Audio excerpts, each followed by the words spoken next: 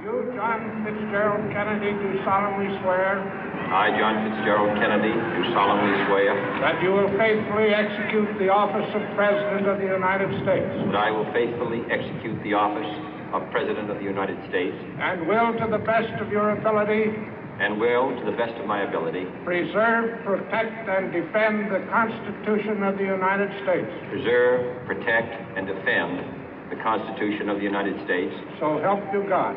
So help me God.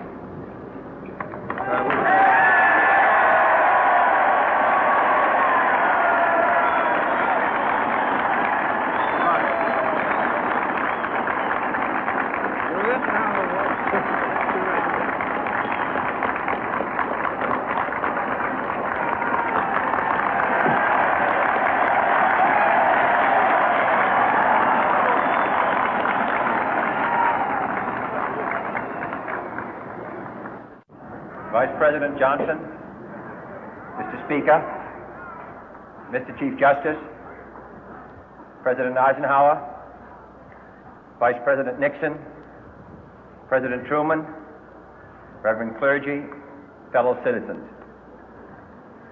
We observe today not a victory of party, but a celebration of freedom, symbolizing an end as well as a beginning, signifying renewal as well as change. For I have sworn before you and Almighty God the same solemn oath our forebears prescribed nearly a century and 3/4 ago. The world is very different now, for man holds in his mortal hands the power to abolish all forms of human poverty and all forms of human life. And yet the same revolutionary beliefs for which our forebears fought are still at issue around the globe. The belief that the rights of man come not from the generosity of the state, but from the hand of God. We dare not forget today that we are the heirs of that first revolution.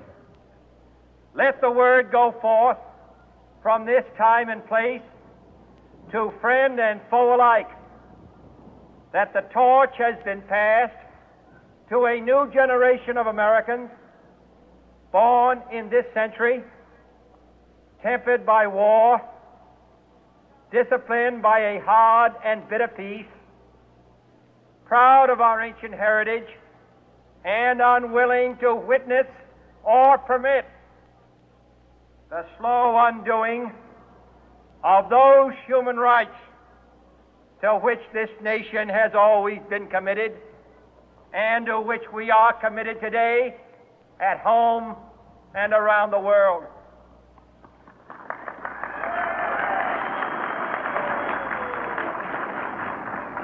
Let every nation know, whether it wishes us well or ill, that we shall pay any price, bear any burden, meet any hardship, support any friend, oppose any foe to assure the survival and the success of liberty.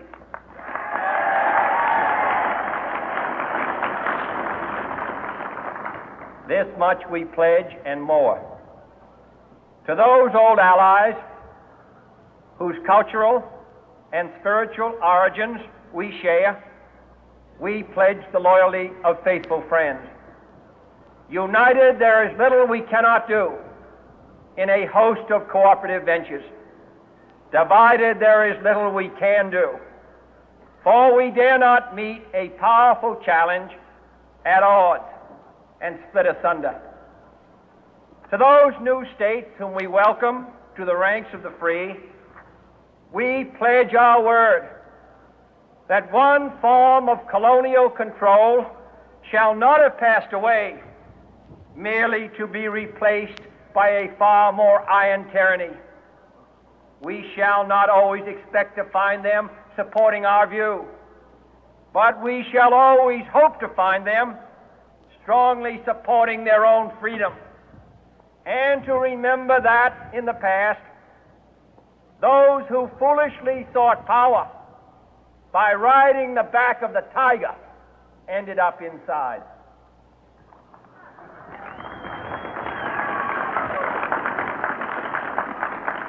To those people in the huts and villages of half the globe struggling to break the bonds of mass misery, we pledge our best efforts to help them help themselves for whatever period is required, not because the communists may be doing it, not because we seek their votes, but because it is right.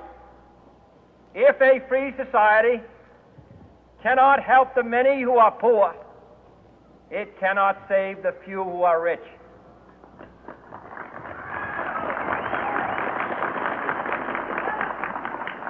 To our sister republics south of our border, we offer a special pledge to convert our good words into good deeds, in a new alliance for progress, to assist free men and free governments in casting off the chains of poverty. But this peaceful revolution of hope cannot become the prey of hostile powers. Let all our neighbors know that we shall join with them to oppose aggression or subversion anywhere in the Americas. And let every other power know that this hemisphere intends to remain the master of its own house.